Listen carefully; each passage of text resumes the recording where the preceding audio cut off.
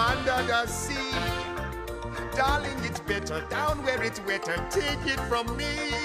Hey, welcome to Half the Battle. With the summer behind us, it's time to get back to regular reviews. And what better way to start than with the cartoon? We're finally going back to the Mass Device miniseries, and we'll be looking at episode 3, The Worms of Death. But first, a quick recap. Cobra has developed the Mass Device, essentially a giant transporter from Star Trek to take over the world.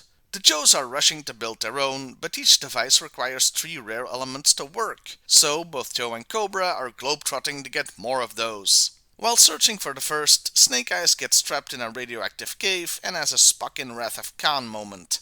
Also, Cobra has kidnapped the world leaders. And Duke was taken prisoner by Cobra, but he escaped, but he has amnesia. Everybody got that? And now the saga continues in The Worms of Death. The Worms of Death. As an aside, that title is a little unusual. 80s cartoons tended to avoid saying the word death in them, never mind using it in the name of an episode, to avoid scrutiny from parents groups, the FCC, etc. Then again, this was the 3rd episode of a 5-episode miniseries, so it was a little hidden away. Anyway, we start the episode with the commander addressing the UN, once again demanding they surrender, while Destro complains they don't have enough rare elements left to be effective. Major Blood is hard at work rectifying that by getting one of the elements with a robot, crab, spider thing. Snake Eyes, who's glowing bright red now, because that's what radiation poisoning looks like, right, manages to get out. Let him go! He'll die soon enough! Yeah, okay, but I'd still take the element off him just in case. Even if that casing is irradiated too, just don't let him have it. Meanwhile, on the high seas, Duke is using Cerebro to remember where he was held captive, but his boner gets in the way. I do see something. Someone, really. She's in danger, and that's all I remember. How did you know about the parts you weren't there for? They've arrived over the deepest part of the ocean, where at the bottom is a supply of the element they need. At the bottom lies a pool of heavy water. I have notes. Heavy water isn't that rare and can be produced, not found. You have to separate it from regular water. I'm going to assume this is some special magic form of it, like the stuff that gave the original Flash his powers. So they all get into diving gear, and we find out the real reason they're on the ocean. Hey, what's happening, landlubbers? Torpedo! It's the show-off Torpedo and the Shark submarines. This series is still meant to sell toys after all. Though they were obviously working off prototype sketches for the Shark, as the subs we see only vaguely resemble the toy. Meanwhile, Snake Eyes is having a bit of a day, stumbling through the frozen wasteland, when he comes across a trapped wolf. He helps it out, and now they're pals for life. And that's the first part of the cartoon origin of Timber.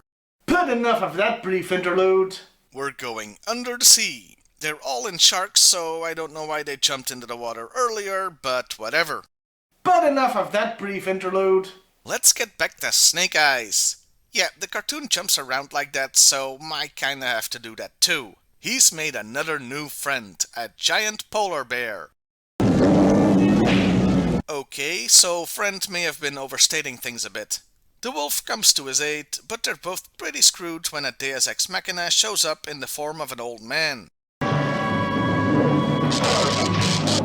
Even though I cannot see you, I can tell a young, strong man you are, 'tis sure.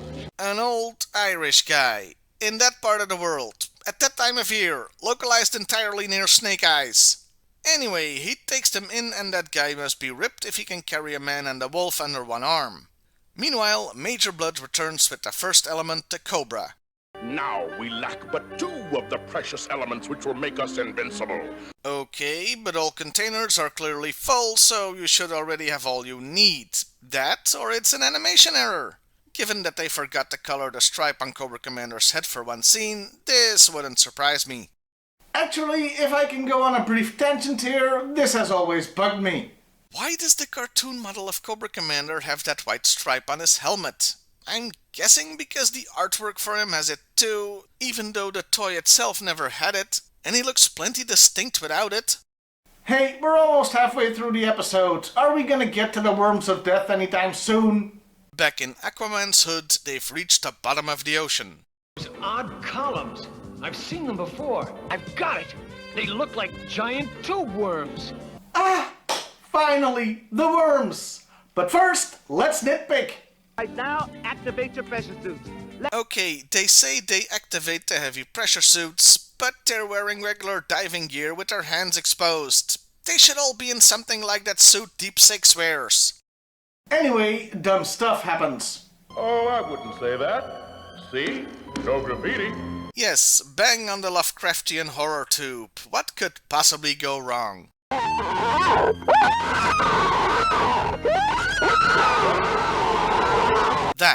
That could go wrong. And there's even more trouble as Cobra happens to show up at the same time. What are the odds? Well, 1-to-1 in this cartoon series. A pretty cool underwater battle between the two breaks out, but it's interrupted when they start shooting the tubes, causing the current residents to lodge a formal complaint. No, really, the way the worms grab them and just kinda scream at them makes it look like they're yelling at those damn kids for waking them up. This leads to the first time in cartoon history that the Joes and Cobra have to team up against a common foe. You, Baroness! We've got to work together if any of us are gonna get out of this! Your idea has merit! With the understanding that they'll split the heavy water afterwards. The radical new strategy of shooting more lasers at the worms does not seem to be working, so Duke comes up with a new plan. Destroy their anchorage. The pressure will decrease and they'll explode. And this works, though thankfully we don't see them actually explode.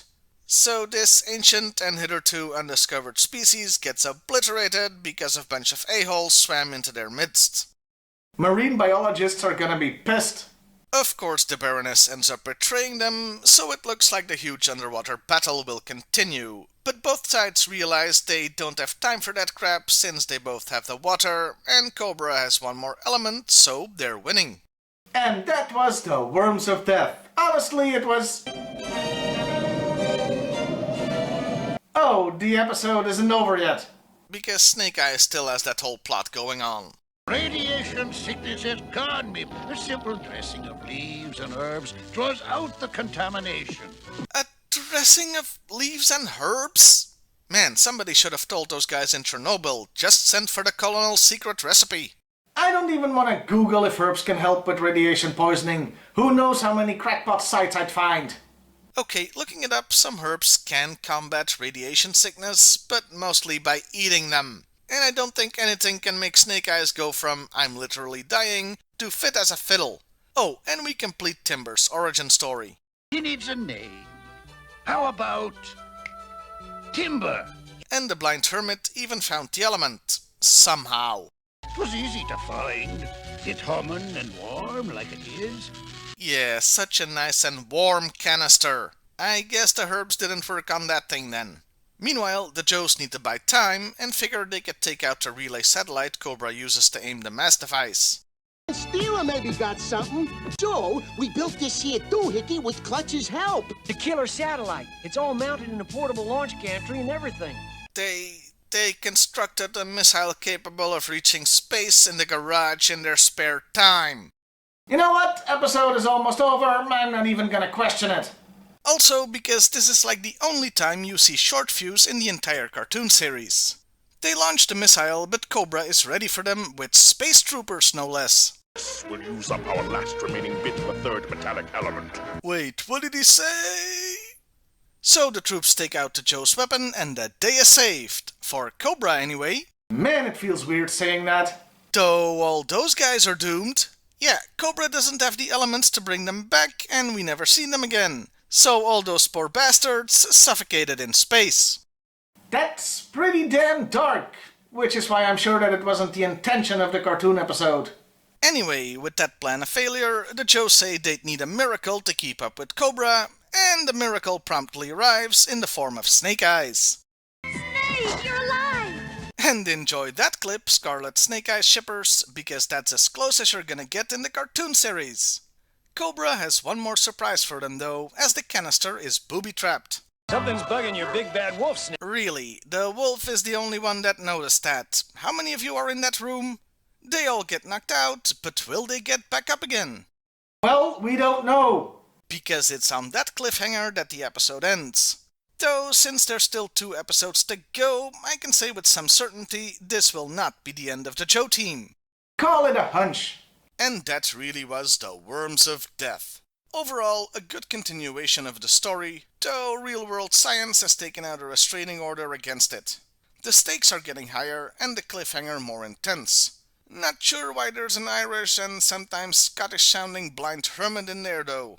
It could be a nod to the comics where Snake Eyes has a blind master, I guess? And I think we should be glad they didn't make him an indigenous person with magical powers.